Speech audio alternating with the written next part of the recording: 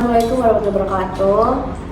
Selamat siang Ibu Jasmine dan Ibu Salsa. Terima kasih telah meluangkan waktunya untuk melangsungkan proses mediasi ini. Sebelumnya izinkan saya memperkenalkan diri. Saya Fani Fazalian di sini sebagai selaku mediator Ibu Jasmine dan Ibu Salsa. Selanjutnya silakan untuk Ibu Jasmine terlebih dahulu untuk memperkenalkan diri, dilanjutkan dengan Ibu Salsa. Silakan. Siang, saya Ibu Jasmine sebagai penggugat. Saya Bu Salsa sebagai tergugat.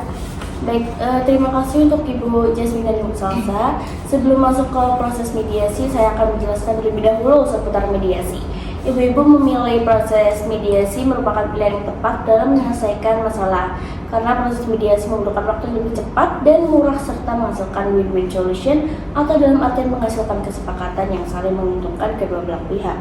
Proses mediasi ini sifatnya tidak formal, jadi ibu-ibu santai saja dan silakan menyampaikan apapun yang ingin disampaikan dengan nyaman. Saya di sini selaku mediator ibu-ibu akan membantu proses mediasi yang berlangsung fair dan saya tidak akan memihak siapapun. Adapun aturan dalam proses mediasi ini adalah sebagai berikut. Yang pertama, jika Ibu Jasmine berbicara, maka Ibu Salsa dilarang menginterupsi. Jadi apabila salah satu pihak berbicara, maka pihak lain mendengarkan. Yang kedua, jika Ibu mengutarakan masalah atau pendapatnya, mohon untuk tidak menyerang atau menyinggung salah satu pihak. Yang ketiga, saya akan melakukan kaukus atau pertemuan terpisah dengan porsi yang sama antara Ibu Jasmine dan Ibu Salsa jika dianggap perlu dan disepakati oleh Ibu. Yang keempat, saya akan menjaga kerahasiaan segala bukti yang Ibu ajukan pada saya karena sebagaimana pasal 35 ayat 4 Permen nomor 1 tahun 2016, mediator wajib memusnahkan catatan dan bukti-bukti setelah proses mediasi berakhir. Jadi ibu-ibu tidak perlu khawatir bagaimana ibu-ibu, apakah dapat dipahami? Ya baik, Ibu Jasmine silakan disampaikan posisi Ibu terlebih dahulu. Terima kasih Bu Mediator. Pada tanggal 1 Maret 2026, kami mengadakan akad jual beli mengenai kendaraan motor Honda Jazz tahun 2016 seharga 150 juta dengan jaminan bahwa kendaraan tersebut dalam kondisi prima dan siap pakai.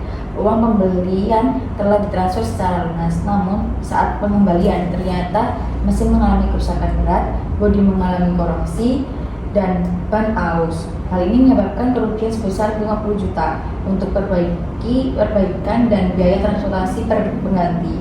Saya menuntut ganti rugi penuh dan pembatalan akad. Baik, terima kasih atas penjelasan yang jelas Ibu Jasmine. Ibu Salsa silahkan sampaikan pandangan Ibu. Ibu Jasmine, saya mengakui adanya ketidaksesuaian informasi mengenai kondisi kendaraan. Kendaraan tersebut merupakan warisan dari almarhum ayah saya. Saya hanya menyatakan bahwa kendaraan layak pakai, bukan dalam kondisi prima. Ibu Jasmine seharusnya menyatakan keberatan saat transaksi. Kini saya telah membeli kendaraan pengganti untuk keperluan usaha sehingga tidak mampu membayar 50 juta rupiah. Saya mengusulkan kompensasi sebesar 10 juta rupiah untuk penyelesaian datanya. Ibu Salsa, iklan di platform daring secara eksplisit menyatakan kondisi prima, minim lecet. Bukti percakapan daring tersedia, kompensasi 10 juta tidak mencukupi. Karena kerugian bersih saya mencapai 40 juta. Saya berhak mengajukan gugatan perdata ke Pengadilan Negeri Surabaya dengan biaya tambahan yang signifikan.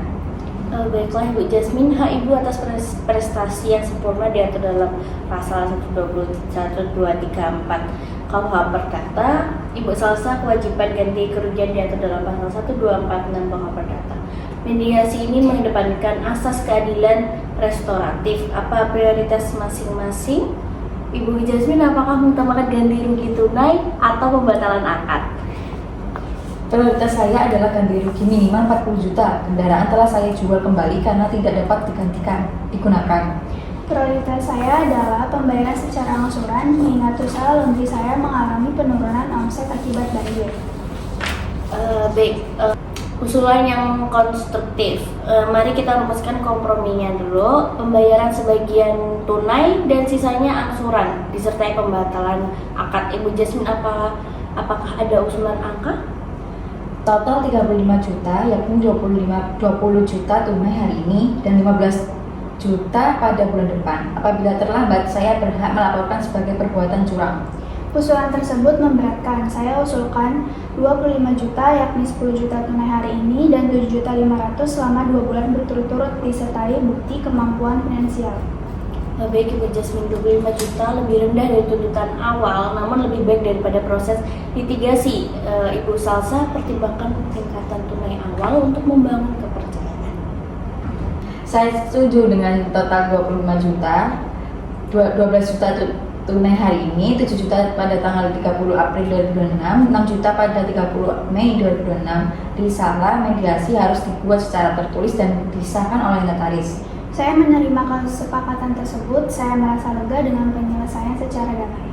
Baik, kesepakatannya sempurna. Jadi isi risalahnya adalah ganti rugi total 25 juta dengan jadwal pembayaran seperti tersebut, pembatalan akad jual beli dan sanksi bunga 1% per bulan jika terlambat. Risalah ini bersifat mengikat dan eksekutorial sebagaimana pasal 6 Undang-Undang Nomor 30 Tahun 1999. Baik, mari kita tanda tangani 2 salinan terlebih dahulu. Silahkan Ibu tanda tangan terlebih dahulu. Baik, selanjutnya Ibu Salsa.